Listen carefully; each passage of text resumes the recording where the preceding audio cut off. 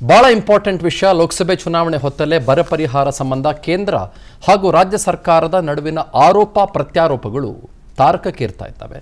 ಬರ ಪರಿಹಾರ ಬಿಡುಗಡೆ ಮಾಡುವುದಕ್ಕೆ ಕೇಂದ್ರಕ್ಕೆ ನಿರ್ದೇಶನ ನೀಡುವಂತೆ ರಾಜ್ಯ ಸರ್ಕಾರ ಸಲ್ಲಿಸಿದ್ದ ಅರ್ಜಿಯ ವಿಚಾರಣೆಯನ್ನು ಸುಪ್ರೀಂ ಕೋರ್ಟ್ ಇವತ್ತು ಕೈಗೆ ತೆಗೆದುಕೊಳ್ತು. ನ್ಯಾಯಮೂರ್ತಿ BR ಗವಾಯ್ ಅವರ ನೇತೃತ್ವದ ಪೀಠ ವಿಚಾರಣೆ ನಡೆಸಿ 2 ವಾರಗಳಲ್ಲಿ ಉತ್ತರ ಕೊಡುವಂತೆ ಕೇಂದ್ರ ಸರ್ಕಾರಕ್ಕೆ ಸೂಚನೆ ಕೊಡ್ತು. ಅರ್ಜಿ ವಿಚಾರಣೆ ನಡೆಸಿದ ನ್ಯಾಯಾಲಯ ಎಲ್ಲ ವಿಚಾರಗಳಿಗೂ ರಾಜ್ಯಗಳು ಸುಪ್ರೀಂ ಕೋರ್ಟ್ಗೆ ಬರಬೇಕಾ ಅಂತ ಕೇಂದ್ರ ಸರ್ಕಾರಕ್ಕೆ ಖಾರವಾಗಿ ಪ್ರಶ್ನೆ ಮಾಡಿತು.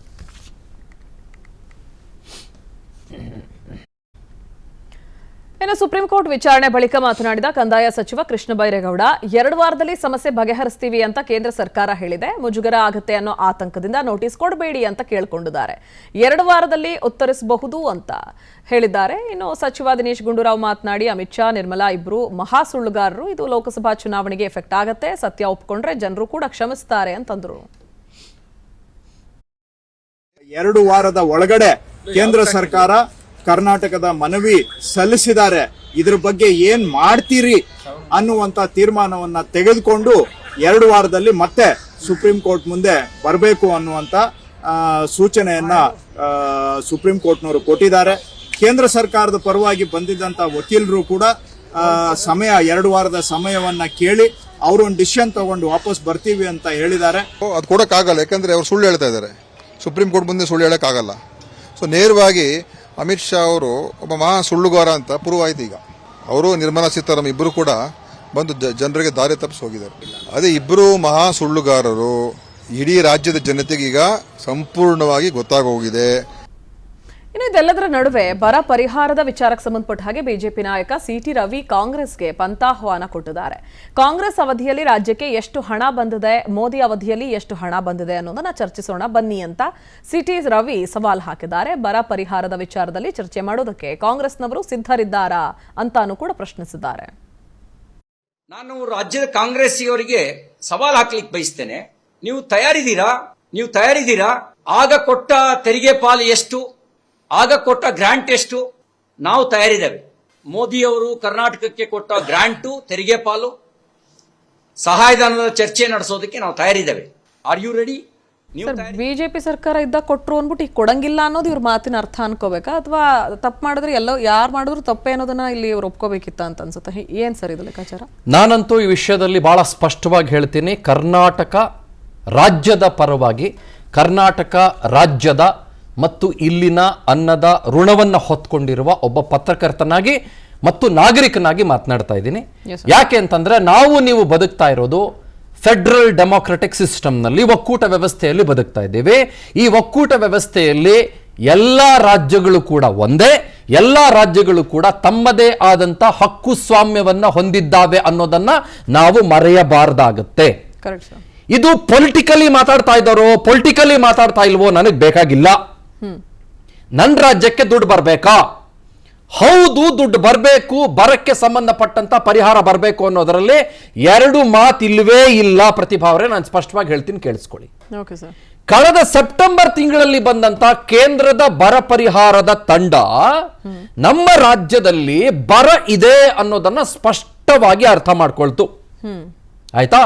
ಅದಾದ ನಂತರದಲ್ಲಿ ನಮ್ಮ ಕರ್ನಾಟಕ ಸರ್ಕಾರ ಸುಮಾರು 30,000 ಕೋಟಿ ರೂಪಾಯಿಗಳಷ್ಟು ನಮಗೆ ಲಾಸ್ ಆಗಿದೆ, ನಮ್ಮ ಬೆಳೆಗಳು ನಾಶ ಆಗೋಗಿದ್ದಾವೆ, ನೀರು ಬಂದಿಲ್ಲ, ರೈತ ಕಂಗಾಲಾಗಿದ್ದಾನೆ, ರೈತ ನೋವಲ್ಲಿದ್ದಾನೆ, ರೈತ ಸಂಕಷ್ಟದಲ್ಲಿದ್ದಾನೆ, ರೈತ ಆತಂಕದಲ್ಲಿದ್ದಾನೆ, ರೈತ ಹತಾಶನಾಗಿದ್ದಾನೆ, ನೀವು ನಮಗೆ ದುಡ್ಡು ಬಿಡುಗಡೆ ಮಾಡಿ, ಇದು ನಾವು ನಮ್ಮ ಹಕ್ಕನ್ನ ಪ್ರತಿಪಾದಿಸ್ತಾ ಇದ್ದೀವಿ ಅಂತ ಬಹಳ ಸ್ಪಷ್ಟವಾಗಿ ಕೇಂದ್ರ ಸರ್ಕಾರಕ್ಕೆ ಕೇಳ್ತು.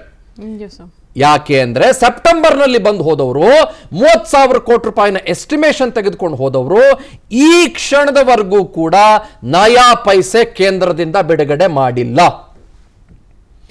ಅಲ್ಲಿ ಒಬ್ರು ಅಗ್ರಿಕಲ್ಚರ್ ಮಿನಿಸ್ಟರ್ ಇದ್ದಾರೆ, ಅವರ ಹೆಸರು ನರೇಂದ್ರ ಸಿಂಗ್ ತೋಮರ್ ಅಂತ.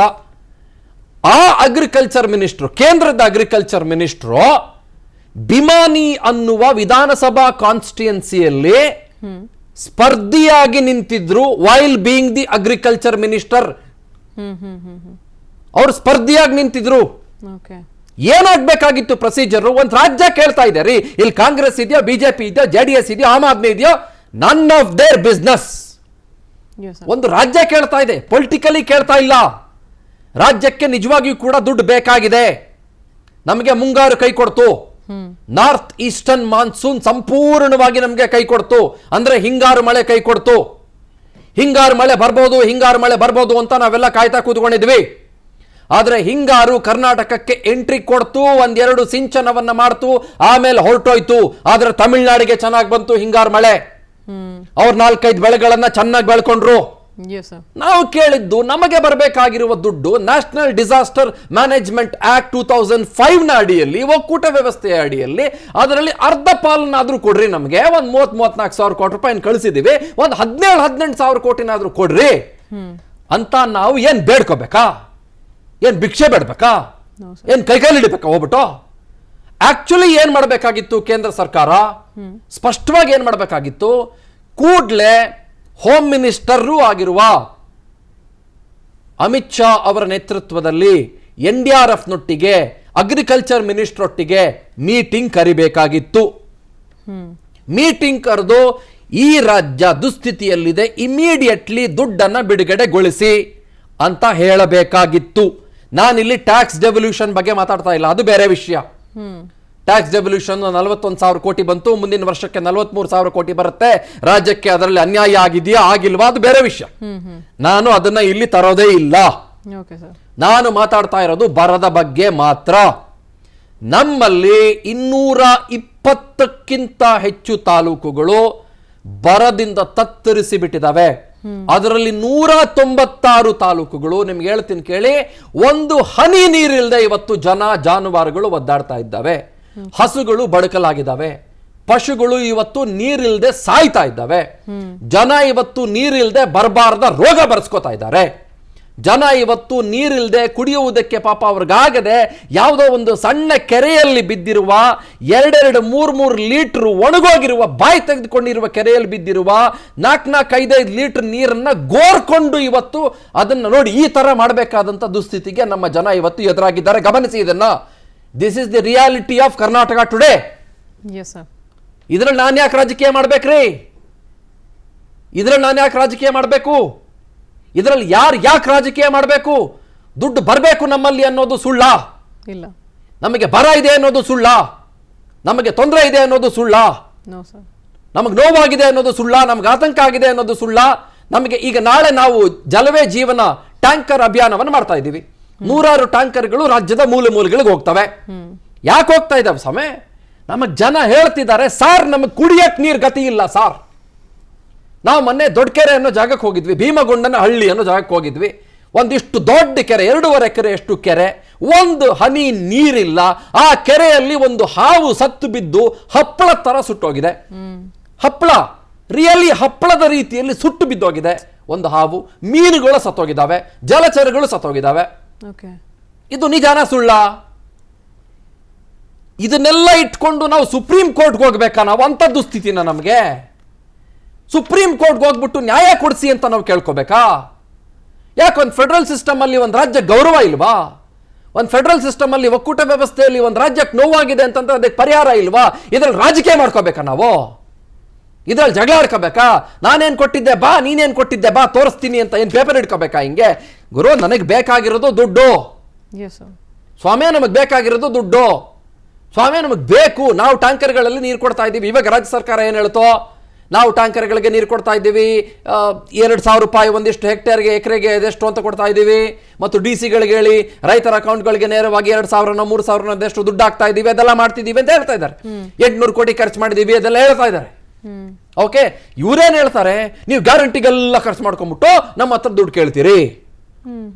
ಸಿ, ಗ್ಯಾರಂಟಿ ಒಳ್ಳೇದಲ್ವೋ ಕೆಟ್ಟದಲ್ವೋ, ಅದು ಫೈನಾನ್ಷಿಯಲ್ ಇಂಪ್ಲಿಕೇಶನ್ಸ್ ಏನೋ ಹೌದೋ ಅಲ್ವೋ, ಒಂದು ಸರ್ಕಾರ ಘೋಷಣೆ ಮಾಡಿದೆ, ಅದನ್ನು ಕೊಡ್ತಾ ಇದೆ.